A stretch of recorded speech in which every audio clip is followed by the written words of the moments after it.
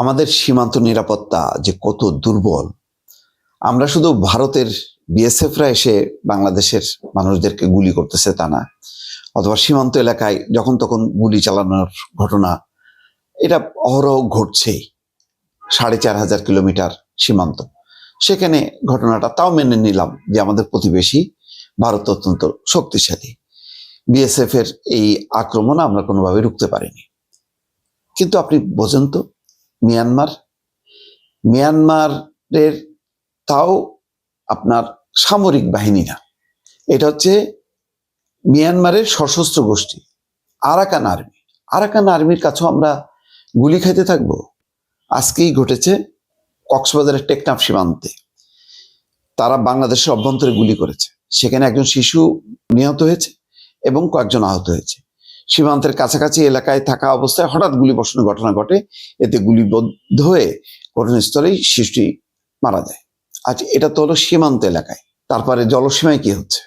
ভেতরে এসে বাংলাদেশের জেলেদেরকে মাছ ধরার ট্রলার সহ নিয়ে যাচ্ছে, মাছ লুট করতেছে, তারপরে তাদেরকে জিম্মায় রাখতেছে, তারপরে হয়তো মুক্তিপণের বিনিময়ে ছেড়ে দিচ্ছে।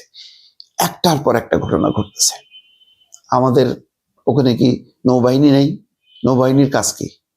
সেখানে টহল কোথায়? প্রতিরোধ কোথায়? পাল্টা আক্রমণ কোথায়? দস্যুদের হাত থেকে মুক্তির উপায় কি?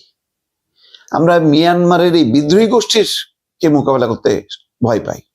সেখানে ভারতের ব্যাপারে যেভাবে হাক ডাক দেয়, মনে হয় ওরে বাপরে বাপ, মানে কি অবস্থা! বিমান, পাকিস্তানের বিমান বাহিনীর সঙ্গে আলোচনা কি, মানে যুদ্ধ বিমান কি, যুদ্ধ বিমান কিনে কি হবে? বাংলাদেশে যে যুদ্ধ বিমান কি নাই? এটা একটাও কি ব্যবহার হয়েছে কখনো? এবং ব্যবহার হওয়ার মতন কি যৌক্তিক কোনো কারণ ছিল না? ছিল।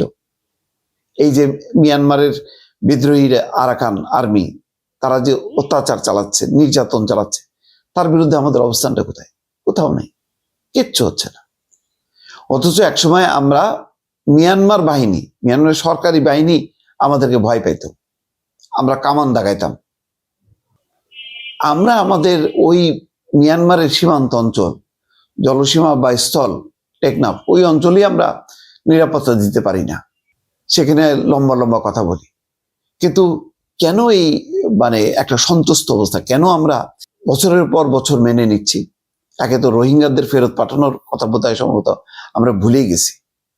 এটা আর হবে না। তার মধ্যে এখন আমরা আক্রান্ত হচ্ছি, দফায় দফায় আক্রান্ত হচ্ছি, এটা মেনে নিচ্ছি। এই হচ্ছে আমাদের বীরত্ব। দর্শক।